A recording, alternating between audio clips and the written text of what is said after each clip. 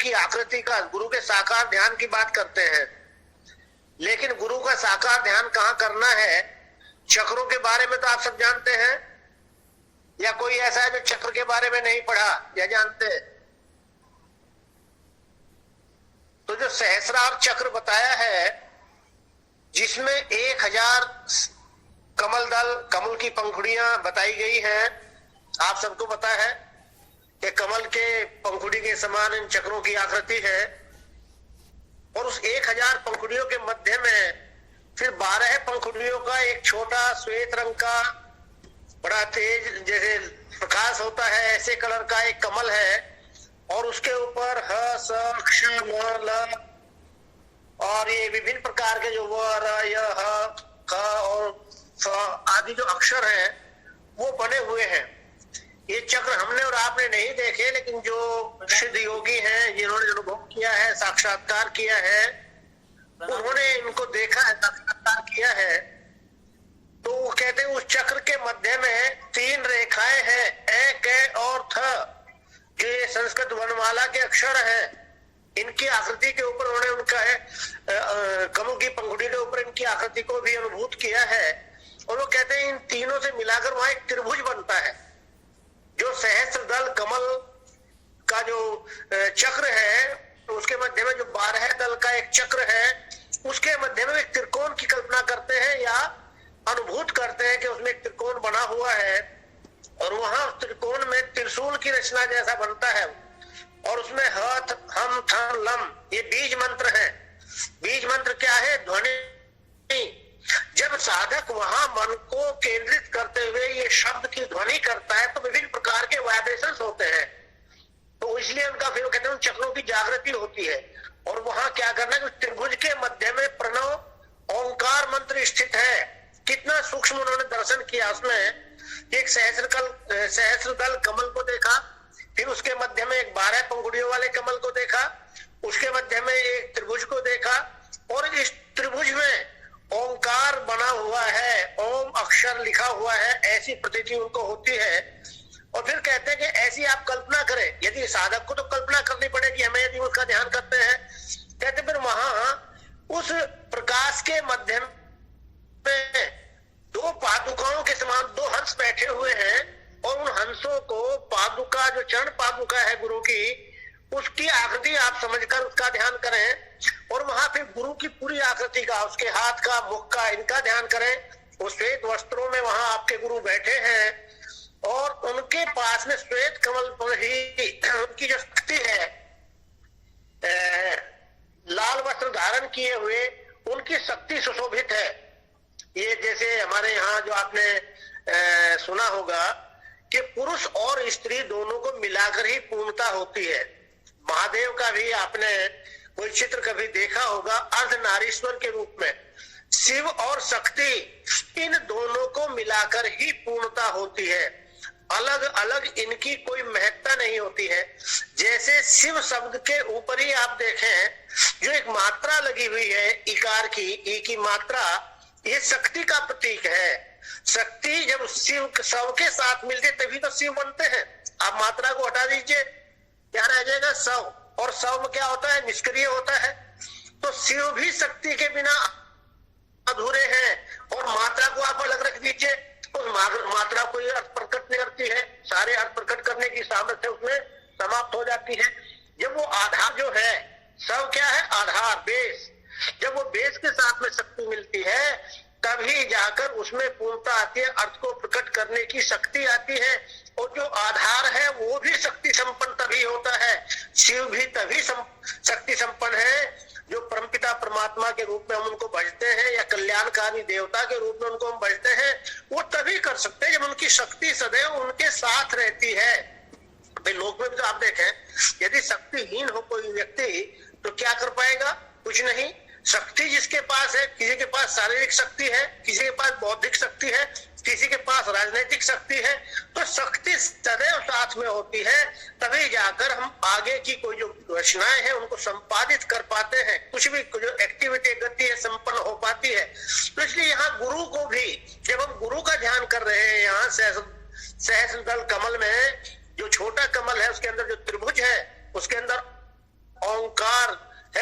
लेकर चरण पादुकाओं से लेकर गुरु के पूरे आकार का हम ध्यान करते हैं जो श्वेत वस्त्रों में बैठे हुए हैं, तो साथ ही उनकी शक्ति जो लाल लाल ऊर्जा का प्रतीक है। देखिए कितना ये कल्पना की गई है, ये सत्यता है कि वहां जो ऊर्जा का प्रतीक है, ऊर्जा क्या है? शक्ति। वो लाल रंग है कि लाल रंग में उनकी जो शक्ति है वो साथ में बैठी हुई है। इस प्रकार गुरु का और उनकी शक्ति का ध्यान जब साधक सहस्त्र दल कमल में अपने मन को केंद्रित करते हुए करता है तो उसे यहाँ घेरन ऋषि कहते हैं ये स्थूल ध्यान विधि है।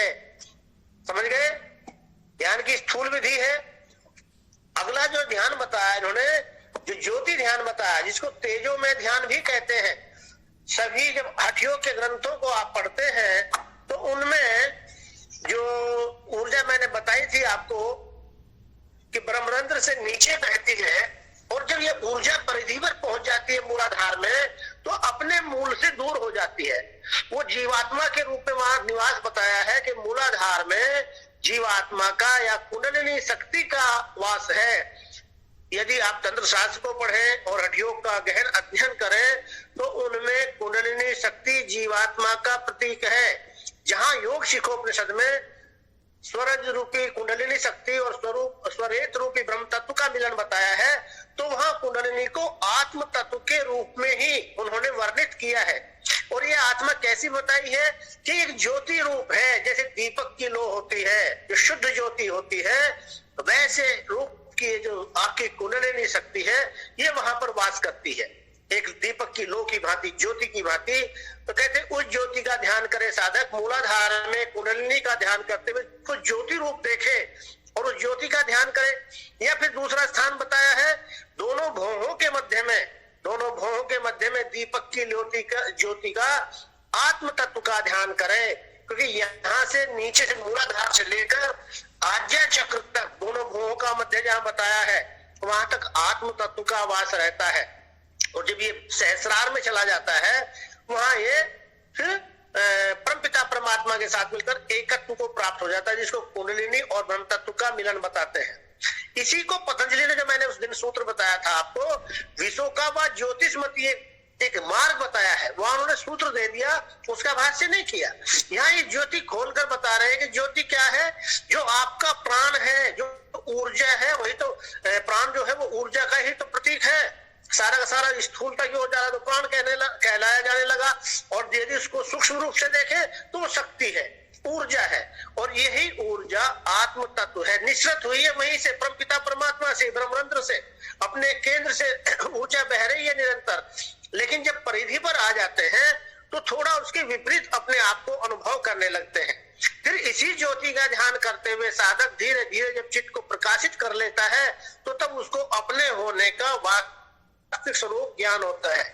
इसी को ज्योतिर्मय ध्यान उन्होंने बताया है।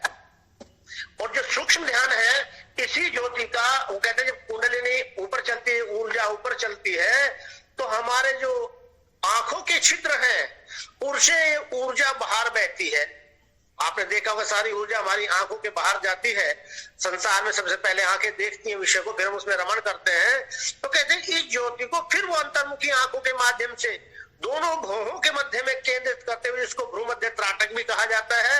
यह यहाँ इन्होंने बताया सांभवी मुद्रा, कि सांभवी मुद्रा का जब ध्यान करता है साधक और इस ज्योति का बहिर्गमन रोक देता है, फिर वो इसको अंतर्मुखी कर देता है। जो कुंडलिनी शक्ति, जो ऊर्जा, या आप कुंडलिनी शक्ति को सर्प में लेंगे आप यदि उसका अर्थ, तो फिर वो समझ के बाहर हो जाता है। यहाँ आप अर्थ लेंगे ऊर्जा का, जो ऊर्जा है जो बहिर्गमन कर रही है, उस ऊर्जा को सांभवी मुद्रा के माध्यम से जब साधक अंतर्मुखी करता है और अपने स्वरूप को पहचान लेता है तो उसको कहते हैं सूक्ष्म ध्यान।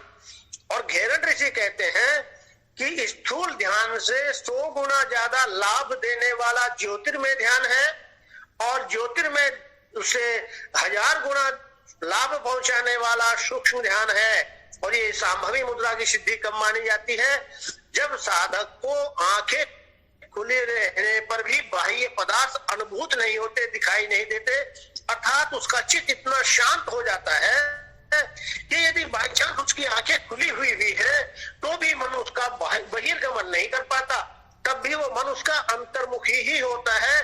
वो अपनी आत्मा में ही रमण कर रहा होता है।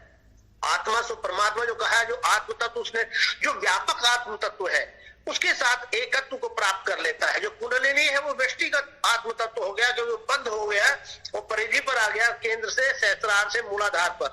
तो इस प्रकार ये तीनों ध्यान की वहां वो चर्चा करते हैं। और ये उन्होंने कहा ये शुरू में कि ध्यानात प्रत्यक्ष आत्मनि, ध्यान के माध्यम से ही आत्मा का प्रत्यक्ष होता है।